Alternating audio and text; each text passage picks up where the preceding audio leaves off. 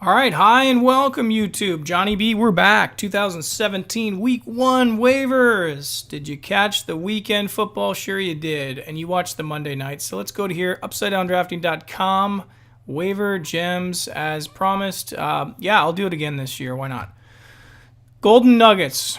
What we're trying to do is find the Nuggets for the season. We need 4 weeks of data, if not 5, to be anywhere in the realm of where I want to be. Any expert that tells you otherwise is full of it. Don't listen to them.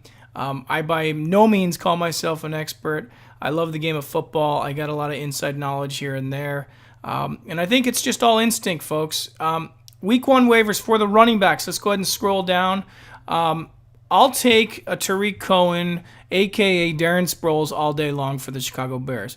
I drafted him in my Dynasty League in, I don't know, the 12th round or something crazy like that. I think Tarik Cohen is somebody that you should be putting in and absolutely shoving in all your poker chips. I'm talking 55, 57% of your blind budget. This year, I'm not sure if I'm going to put that on the screen. I might just read it to you because a lot of things are going to change.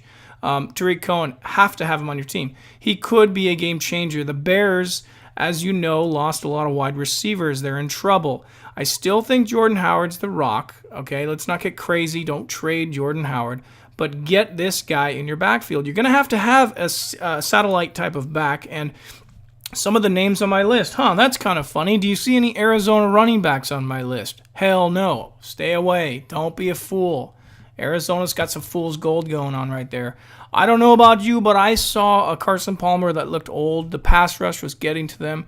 Larry Fitzgerald, those possession receiver days are, man, he'll still have his points, but it's just scary because I don't see anybody going down the field. And when they did, Palmer was throwing off his back foot, getting hit. So now you think they're going to have this Russian roulette game of Ellington and Kerwin Williams, who I drafted him as well, and I already have him on my waivers. And if you've been listening to my tweets or whatever, I already had him 3 weeks ago, but in my Dynasty League. But the thing is with Arizona, the problem is Bruce Arians, if he doesn't have his David Johnson, man, that he's just gonna go crazy with these runners.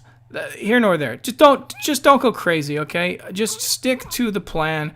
Get your satellite backs. I'm assuming if you're listening to this show that you already have an RB1 and you have an RB2. I need you to have 4 running backs, okay? So pick your druthers out of this list. How do I stack rank them? Shane Vereen is somebody that you have to consider. If no one drafted him in your league, can I play in your league? PPR King here. What's going on with the Giants, okay? They still don't have Odell Beckham. And Manny needs someone to dump the ball off, and that's why Vereen is on this list. Maybe my list is a little different than yours because I got some rookies here like Marlon Mack. I'm looking down the future. I can't tell you, okay? I'm not a redraft expert, okay? I'm a dynasty player, but I can tell you there's certain scenarios where I'm looking down to week 5, 6, 7, 8, and I want to see if I can capture these guys early so the rest of my buddies don't have to tune into a video later this year and get them. Are these household names? Of course. Am I an idiot for putting them up? I don't know. You can watch the show and determine yourself, but the thing is if you don't know who these players are, you need to start realizing that it's going to take a scat back, a satellite back, a guy that's going to catch the ball like Darren Sproles to help you get to the playoffs. That's all you're trying to do. I mean, you can make the playoffs any way you want.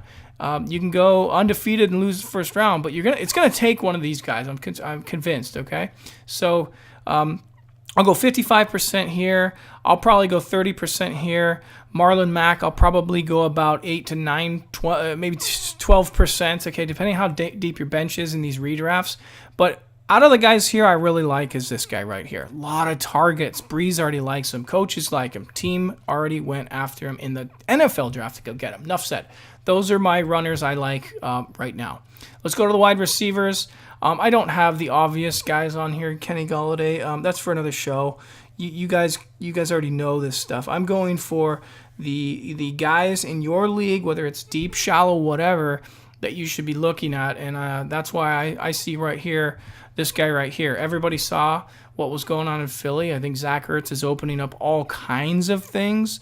It's interesting how the running game's going to look in Philly. I'm not quite certain how Smallwood's going to play out, but I do know one thing. Wentz is actually checking down all kinds of situations where Aguilar can get open. He's nifty as he does it. Allen Hurns for the Jaguars. I know you're probably not excited about that guy on the list, but I think by default, they're going to have to throw the ball. The Jags eventually are going to have to throw it to a receiver. Leo Fournette, he can do his job, and the defense of the Jaguars is tremendous. But you're still going to have to get a first down, folks. So if you need a receiver, let's not forget. I mean, Hurns has had a nice run in the past years, and that's kind of what leads me to Dallas. I mean, let's not forget about some of these names on the waiver wire here because guys do get hurt. I've told everybody that I know, and I have him too, Dez Bryant, after week 4, will emerge. You have to be patient, and I think that's what's going on right now with Terrence Williams is maybe Williams can fill the gap between the first 4 weeks of this season, and Dez will emerge. It's all scheduled. Dallas has a terrible schedule. There's too many cornerbacks, safeties over the top. There's people guarding Dez Bryant. And with Witten getting a lot of attention, I like Terrence Williams. So if you have some money there, budget-wise, you're probably thinking to yourself, oh, I don't know.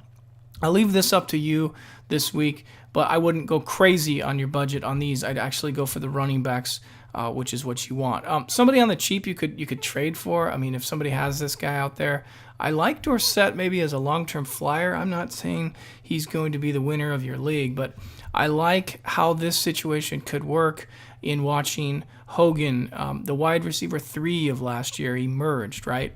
Is this the guy? Could the Patriots have found that guy? I don't know. It's too hard. It's too early to tell. The Patriots have a lot of things to examine on film right now, but I'm just saying if you can get him right now, it might be worth on a deep style bench, but if not, let's stick to these guys if you're in need of a wide receiver. As far as the tight ends, I told you all. I don't know how many times I had to blaster this thing on YouTube or Twitter or whatever. Austin Hooper. I got him in Scott Fish. I won this week. I'm excited about what that's trending-wise, but I have both these guys in Scott Fish Bowl, and I just think for tight ends-wise, if you didn't get a chance to get them, go try to trade your guys that maybe, he's from Stanford. I mean, how many regular redraft people know who this guy is? I mean, I don't know. Out there in the YouTube world, you're going to have to tell me. I mean, I've been talking about Austin Hooper since March or April, and it's just funny because then when week 1 happens, everybody's like, oh my gosh, who is this guy, right?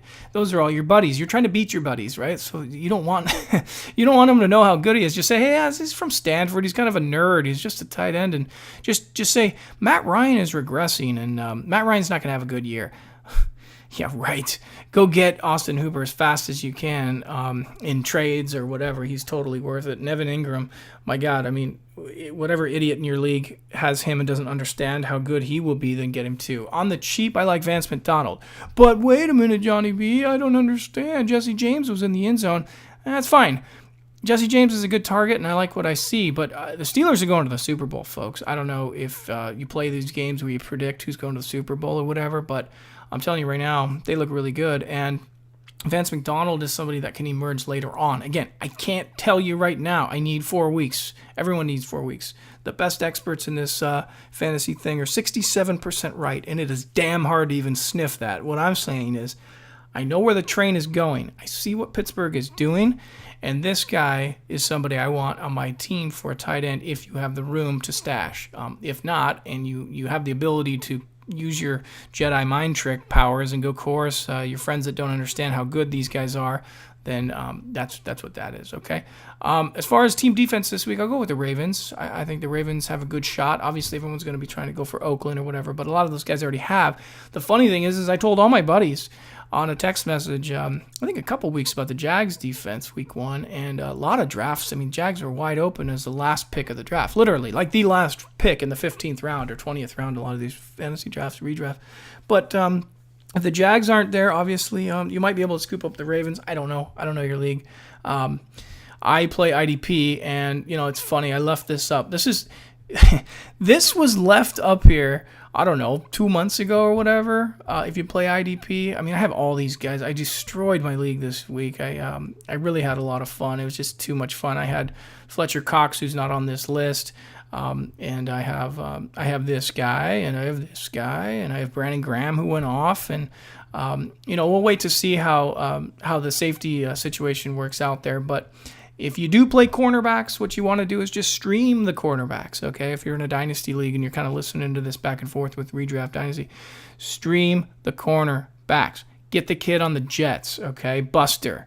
Go Google search Buster, cornerback of the Jets. Find him this week if you need a cornerback. If not, your Ronald Darby's of the league got injured. He's on my team. He got an ankle, and then you have other guys out there that are doing well cornerback wise. But again, you want the guy that's on the second wide receiver on a team that's going to throw a lot. And guess what? Who's coming into town this week? The Oakland Raiders, okay? Oakland is going to throw a ton on the Jets. So therefore, I want Buster as my cornerback who's going to get a lot of attention, and he'll be on the number 2. Maybe he guards Crabtree. I don't know how they're going to float him around out there. All I know is that's the cornerback I want. Your linebackers, you just need a ton of them if you play IDP, and some of these young cats like this, they're just going to feast, bro. I mean, they're going to eat. So be on the lookout for those guys right there.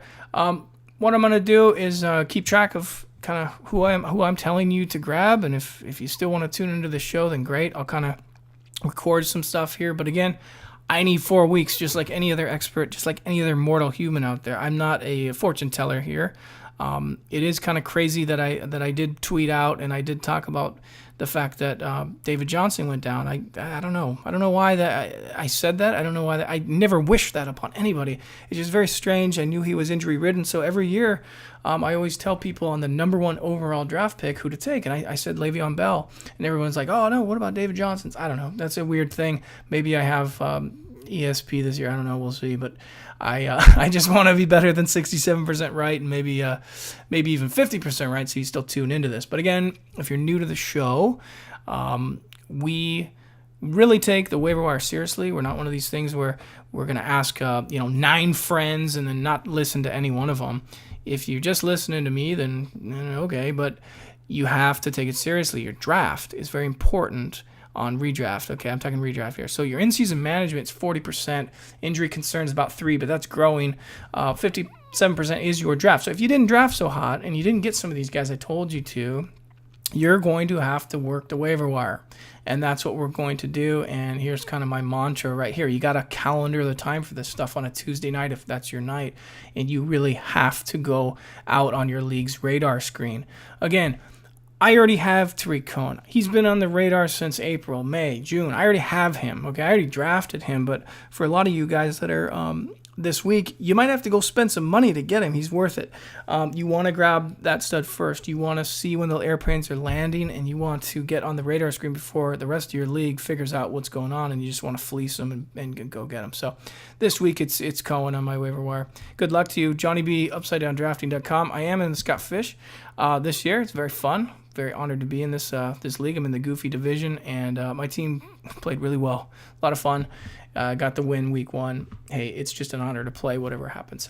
But send me your questions, UpsideDownDrafting@gmail.com. I'm here to help.